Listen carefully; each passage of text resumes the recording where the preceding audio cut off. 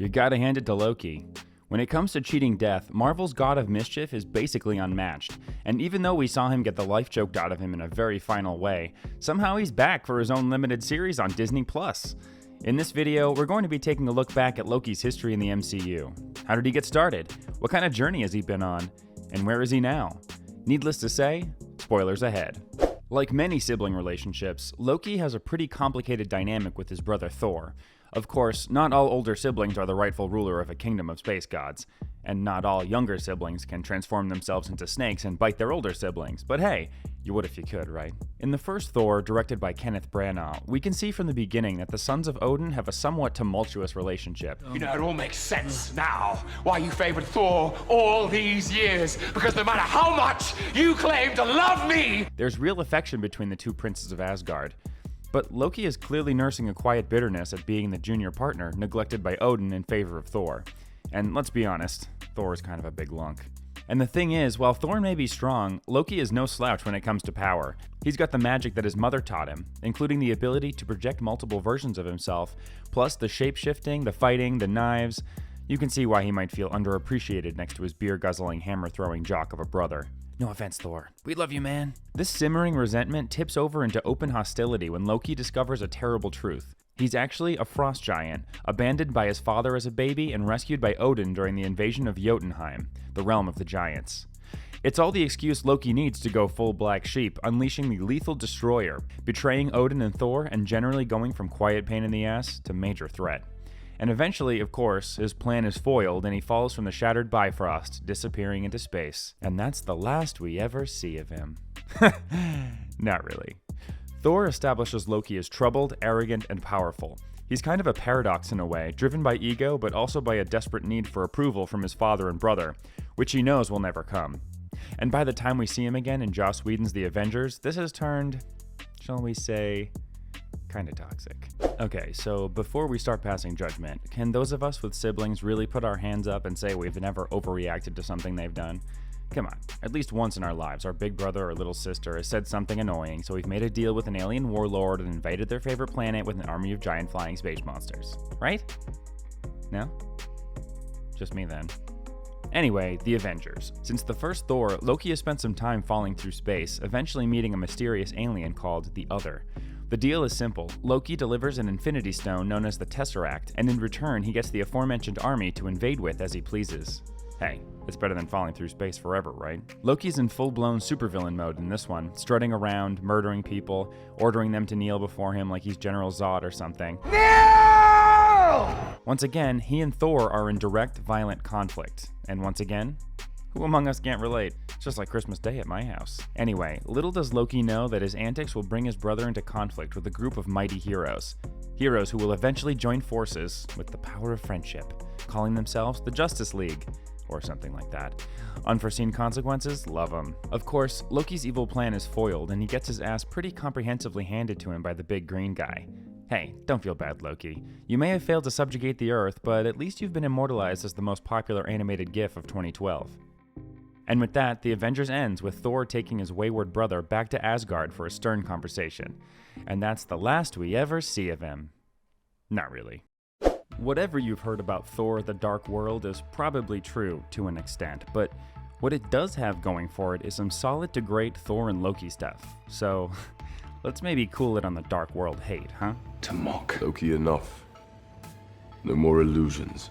A year or so after the events of the Avengers, Loki has been imprisoned in Asgard for his crimes. It's fair to say he hasn't been super receptive to his father or brother. Your father. He's not my father! More so to his mother Frigga, as he's always been closer to her.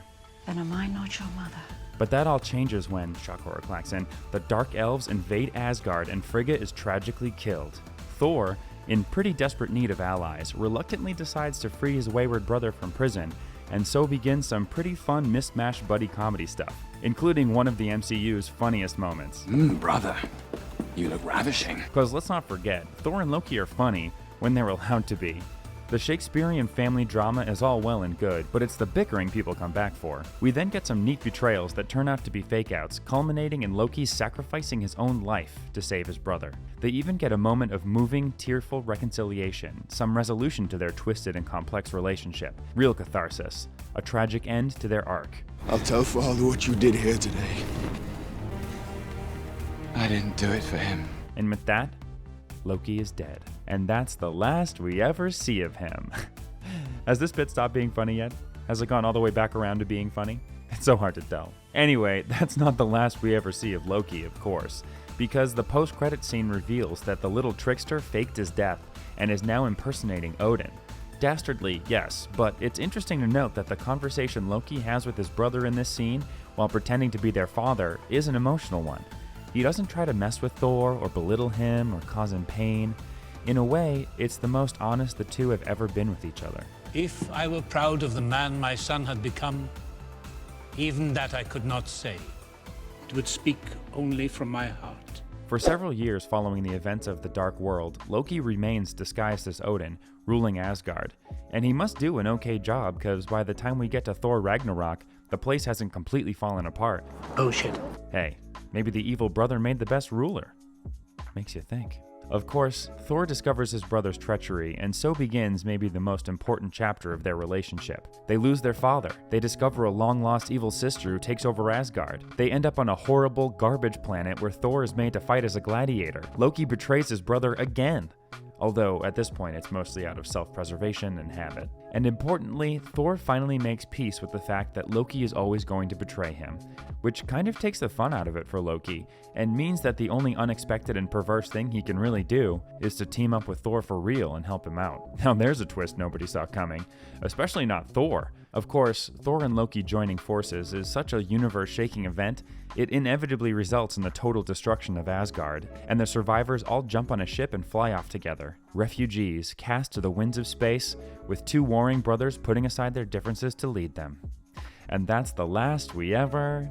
Okay, now then Thanos shows up. By the time we get to Avengers Infinity War, Loki has been on one hell of a journey. From uneasy ally to enemy, to evil nemesis, back to uneasy ally, then to enemy again, then back to uneasy ally, with a few fake-outs, and even some fake-outs along the way. It's kind of tragic that by the time we reach his actual death, he finally seems to have decided to take a stand alongside his brother and go for genuine redemption.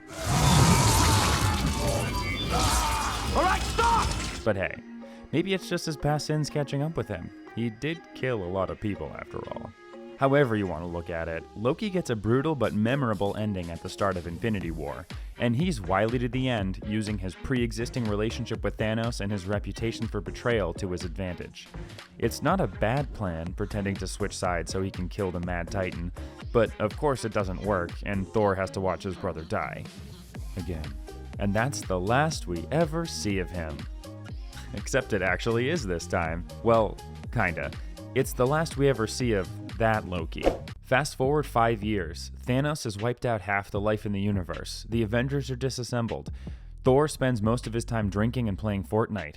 And then somebody comes up with a crazy plan to travel back through time, gather the Infinity Stones, make a new glove, and snap everybody back. Rewind to 2012, the Battle of New York, and through a hilarious series of mishaps, future versions of the Avengers accidentally give the past version of the Tesseract to the past version of Loki that the past version of the Avengers had just captured. Got that? Realizing he's just been handed the chance of a lifetime, past Loki takes the opportunity and teleports away. And that's the last we ever see of him. We had to do it one more time. That's the last we ever see of him until June 2021, when the new Loki show drops on Disney+. So, where is Loki now? Well, the version of him who we followed through phases 1, 2, and 3 of the MCU is definitely dead. But this past Loki is now effectively the only Loki, and it seems that the Time Variance Authority are not super jazzed about this temporal discrepancy. How will their conflict manifest itself? And more importantly, how will Loki's characterization be affected? This isn't Ragnarok Loki, this is Loki from the Avengers.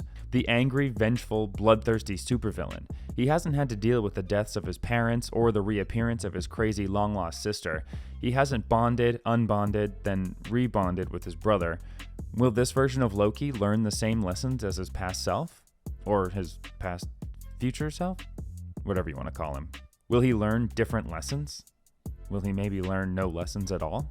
Whatever happens, it seems that even after all this history, the god of mischief has some road still to travel. We've seen movie Loki shapeshift, fight, all that stuff, but do you remember when comics Loki cursed Deadpool by giving him Tom Cruise's face? A face that turned out to be indestructible? Let's see that on the big screen. Come on, Marvel, give us indestructible Tom Cruise face, you cowards!